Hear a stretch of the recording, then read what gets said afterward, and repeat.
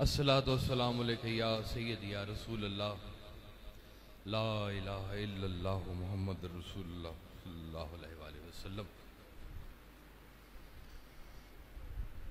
आपको एक छोटा सा वाकया बताता हूँ मैं। एक हमारे मुल्क की बहुत मायानाज़ शख्सियत अशफाक अहमद, आप जानते हैं उनको, नाम सुन रखा है। उनकी अहलिया बानो कुदसिया, वो भी अपने फ़िक्र फ़न के लिहाज से एक बहुत बड़ा नाम, लिखने में, पढ़ने में, बोलने में। उन्होंने मुझे एक वाकया सुनाया।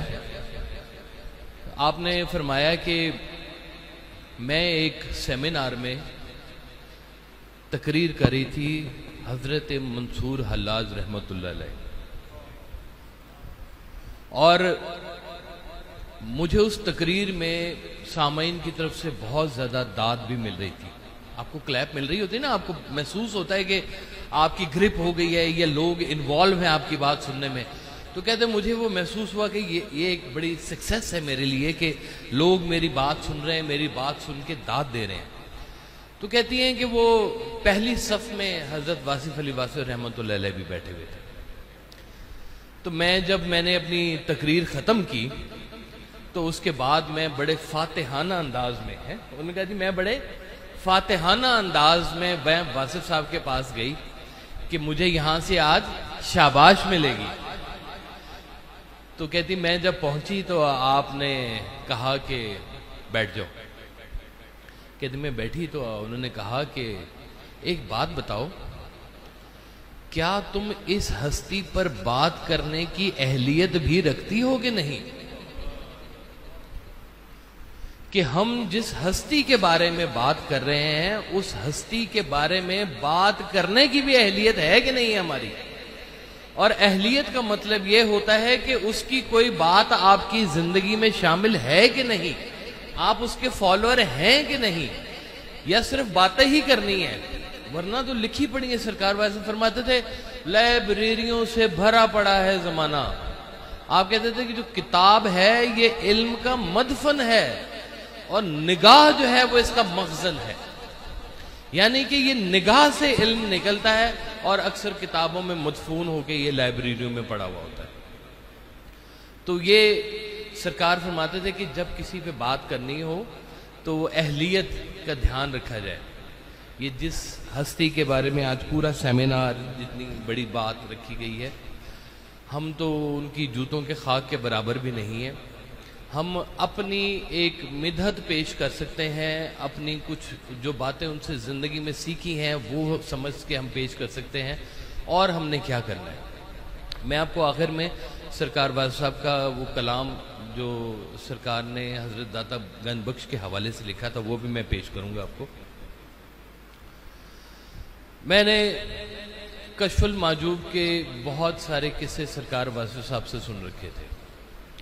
उसमें एक मुझे जो बड़ा हमेशा से अट्रैक्ट करता था वाकया, आपने फरमाया कि दाता हुजूर ने कहा कि हम एक दफ़ा एक बुज़ुर्ग के बारे में सुना कि बहुत वलीउल्लाह है, और उनसे मिलने हम चले गए। वो जंगल के पार किसी इलाके में रहा करते थे। कहते हम वहाँ गए तो मगरिब की अजान का वक्त हो गया। तो उस बाबे ने जमात करवाई, और जब अल्लाह अकबर कह के उसने वो अल्लाह शरीफ पढ़ना शुरू की तो दाद साहब कहते हैं हमें लगा कि इसके ना तलफ़्फ़ुज़ में कुछ कहीं पर गलती है। तो कहते हैं कि वो हमने उसके पीछे से नमाज अपनी हटा ली और हमने अलहदा से नमाज पढ़ ली। कहते हैं उसके बाद हमने खाना शाना खाया, उसके बाद हम वापस निकले। तो कहते हैं अब जंगल से हमारा गुजर हो रहा था तो हमने देखा कि वहाँ पर हमारे रास्ते में शेर आ गए। तो कहते शेर आ गए तो हम घबरा गए। तो इतने में देखा कि वही बाबा जो था जिसने वो जमात करवाई थी, वो लकड़ी हेंटता हुआ जनाब आ गया। उसने कहा हट भाग जाओ, या अल्लाह के कुतो, ये हमारे मेहमान हैं, इनको तंग मत करो। दाता साहब कहते हैं कि मैं बड़ा हैरान हुआ और मैंने उससे पूछा कि ये ताकत आपको कहाँ से मिली है। तो उन्होंने कहा कि तुम तलफ़्फ़ुज़ पे ध्यान करो, तुम्हारा ये काम नहीं है कि ताकत कहाँ से मिली है। तो बाज़ हम ज़ाहिरी बातों को इतनी ज़्यादा अहमियत दे देते हैं कि बातनी बातें जो हैं वो कहीं छुप जाती हैं। میں نے ظاہری باتیں داتا صاحب سے 3 باتیں سیکھی، آپ کی خدمت میں پیش کر دیتا ہوں۔ آپ نے فرمایا کہ جو ظاہر ہے اس کی 3 نقطے ہیں۔ پہلا نقطہ ہے کتاب، قرآن پاک، کہ اللہ تعالیٰ نے جو قرآن پاک آپ کو لکھ دیا ہے یہ آپ کے لیے ایک مکمل بات ہے۔ دوسرا ہے اتباع رسول صلی اللہ علیہ وآلہ وسلم، کہ جو رسول اللہ صلی اللہ علیہ وسلم نے آپ سے کہا ہے آپ اس کی اتباع کریں، اس کو مانیں۔ اور تیسرا نقطہ جو انہوں نے بتایا جو بہت قیمتی میں سمجھتا ہوں، وہ کہتے ہیں کہ اجماع امت، کہ جو تمام مسلمان مل کر ایک فیصلہ کر لیں اس کی بھی اتنی ہی اہمیت ہے۔ سرکار ویسا فرمایا کرتے تھے کہ اسلام صرف جو ہے وہ شریعت ہی نہیں ہے، مسلمانوں کے متفقہ فیصلے کا بھی نام ہے، کہ آج مسلمانوں کے اتفاق کی کیا بات ہے، ایک چیز پہ فیصلہ کر لیں وہ چیز شریعت کا حصہ بن جائے، وہ آپ کے دین کا حصہ بن جائے، لیکن اتفاق سے تمام مسلمان امت مسلمہ مل کر ایک فیصلہ کر لیں۔ اور آپ نے اس طرح سے حقیقت کی دنیا کے بھی 3 اصول بتائے۔ ایک پہلا اصول آپ نے بتایا کہ اللہ تعالیٰ کی وحدانیت کو تسلیم کرنا، ماننا۔ دوسرا نقطہ آپ نے بتایا کہ اللہ تعالیٰ کی صفات کو بھی اپنی زندگی میں ماننا، کہ اللہ تعالیٰ کی جو صفات ہیں آپ ان کو بھی مانیں۔ اور تیسرا نقطہ جو انہوں نے بتایا کہ اللہ کے فیصلوں کی حکمت کو بھی جاننا۔ ہم تو بڑے آسانی سے کہہ دیتے ہیں کہ جی یہ واقعہ ہو گیا، کوئی نہ کوئی اس میں اللہ کی رمز ہوگی، اللہ کی حکمت ہوگی، لیکن اس حکمت کو جاننے کے لیے بھی کوئی کام کرنے کی ضرورت ہوتی ہے۔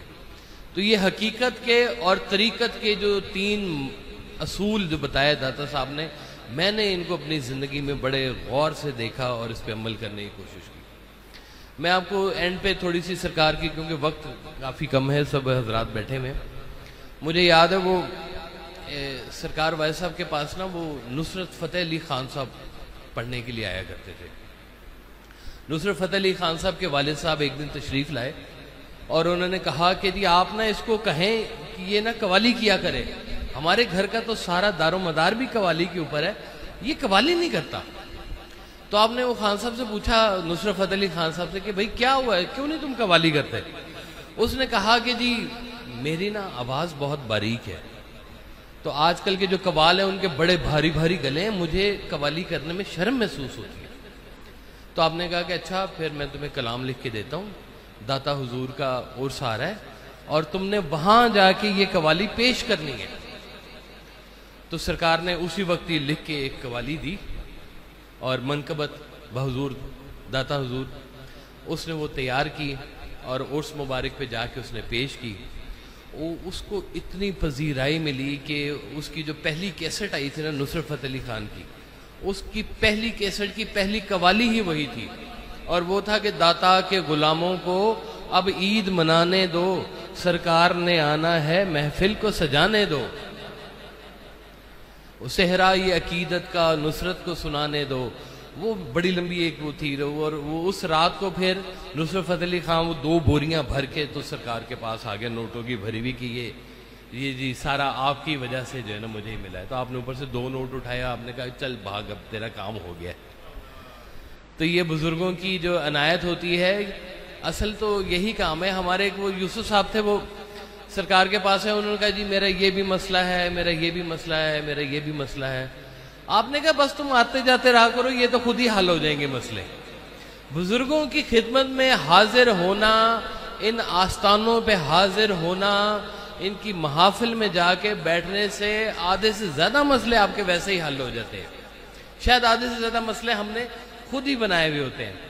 تو میں نے یہ بھی ڈاکٹر صاحب بھی جانتے ہیں کہ پچھلے دنوں یہ سرکار کا ایک غیر مطبوعہ کلام ہے جو ابھی تک کسی کتاب میں نہیں موجود، اور بہت طاقتور کلام ہے۔ میں آپ کو اس کے کچھ اشعار پیش کرتا ہوں، آپ نے سننا ہے جی، ہے نہیں؟ منقبت بحضور داتا گنج بخش علی حجویری رحمت اللہ علیہ۔ تو ہے نور احمد مصطفیٰ، تو ہے نور احمد مصطفیٰ ہمہ وقت صورت مرتضی، تو ہے نور احمد مصطفیٰ ہمہ وقت صورت مرتضی، تیرے در سے راہ خدا ملی تیرا نام داتا علی علی۔ تو ہے نور احمد مصطفیٰ ہمہ وقت صورت مرتضی، تیرے در سے راہ خدا ملی تیرا نام داتا علی علی۔ تیرا عرس کم نہیں عید سے، کوئی پوچھے بابا فرید سے کہ جو گھٹنوں کے بل چل کے آئے ہیں نہیں، تیرا عرس کم نہیں عید سے، کوئی پوچھے بابا فرید سے، تو نگار خواجہ سنجری تیرا نام داتا علی علی۔ تیرے در سے ملتا ہے بے طلب، تیرے در سے ملتا ہے بے طلب، کوئی خالی جھولی گیا ہے کب، ہو عطا جمال محمدی تیرا نام داتا علی علی۔ تیرے عرس پاک کی دھوم ہے ہمہ اولیاء کا ہجوم ہے، تیرے عرس پاک کی دھوم ہے ہمہ اولیاء کا ہجوم ہے، تیرے در پہ جھکتا ہے ہر ولی تیرا نام داتا علی علی۔ تو حبیب حق کا حبیب ہے، تو حبیب حق کا حبیب ہے، تیرا قرب عین نصیب ہے، لو سلام سید غزنوی تیرا نام داتا علی علی۔ نہیں ایک واصف بے نوا ہے زمانہ در پہ جھکا ہوا، نہیں ایک واصف بے نوا ہے زمانہ در پہ جھکا ہوا، ہو بلند نعرہ حیدری تیرا نام داتا علی علی۔ نہیں ایک واصف بے نوا ہے زمانہ در پہ جھکا ہوا، ہو بلند نعرہ حیدری تیرا نام داتا علی علی۔ تو ہے نور احمد مصطفیٰ ہمہ وقت صورت مرتضی، تیرے در سے راہ خدا ملی تیرا نام داتا علی علی۔ سرکار ویسا فرمایا کرتے تھے یہ جو بزرگوں کے آستانے ہیں نا، یہ ٹیلی گرام بھیجنے کے سینٹر ہیں۔ آپ یہاں پر آئیں تو آپ کو خیال کی دنیا کے ٹیلی گرام وصول ہوتے ہیں، ان کے پاس جایا کریں تاکہ آپ کے دل کی اور دماغ کی گتھیاں کھلا کریں، آپ کے راہ حق کے سفر آسان ہوا کرے۔ اللہ اپنی راہ پہ چلنے والے لوگوں کو اسی رستے سے گزارتا ہے، یہ جو اولیاء اللہ کا رستہ ہے۔ جب اللہ تعالیٰ کہتا ہے نا کہ ان کا رستہ مانگو جن پر تیرا انعام ہوا ہے، تو ابھی تو شاید میلہ لگنا ہے، ابھی تو شاید روز حساب آنا ہے، لیکن ابھی سے یہ بات طے ہو چکی ہے کہ یہ وہ ہستیاں ہیں جن پر اللہ کا انعام ہوا ہے۔ اللہ ہمیں ان کے نقش قدم پر چلنے کی توفیق عطا فرمائے۔